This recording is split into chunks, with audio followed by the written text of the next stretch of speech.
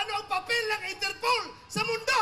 Wala pa man, may galit ng pahayag si Senador Bato de la Rosa sakaling ipaaresto umano siya ng International Criminal Court o ICC. Pagdating ng araw, nalalabas yung warrant of arrest ko, uhulihin ako ng PNP. Ito lang masasabi ko sa inyo. Ito lang masasabi ko sa inyo. Lahat ng ginagawa nila ay illegal. Sa ICC Prosecution's urgent application para sa warrant of arrest para kay dating Pangulong Rodrigo Duterte, ilang beses nabanggit ang partisipasyon ni Senador de la Rosa sa Duterte drug war. Ayon sa dokumento, nang maging Davao Police Chief si de la Rosa sa Davao City noong 2012 ay pinatupad nito ang tukhang.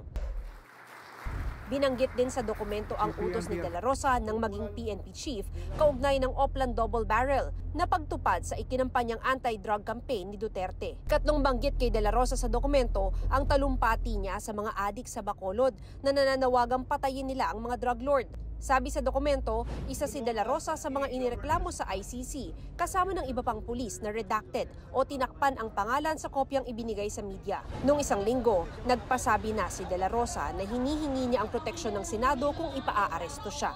Sabi ngayon ni Senate President Chis Escudero, papayagan niyang magkanlong sa Senado si de la Rosa. Historically, may sesyon o wala, again, institutional courtesy dictates na huwag ito pasukin ng kapulisan para may posasang senador. Hindi nakabase sa batas, pero nakabase sa tinatawag na institutional courtesy. Hindi papayagan ng Senadong arestuhin ang sinumang miyembro niya sa loob ng Senado, lalo na kung merong sesyon.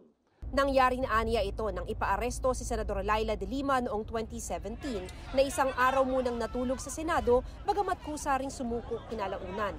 Nangako rin ang Senado noong 2014 na hindi papayagang arestuhin sina dating Senador Juan Ponce Enrile, Jinggoy Estrada at Bong Revilla bagamat kusa naman silang sumuko kaya hindi na nagkubli sa Senado. Hindi naman nagtakda ng time limit ang mga nagdaang Senate President pero malinaw din aniyan na hindi naman unlimited ang pananatili sa loob ng Senado. Hindi naman sa habang panahon, hanggat mabigyan siya ng sapat na panahon na magkaroon ng linaw o pagpapasya yung kanyang judicial remedies.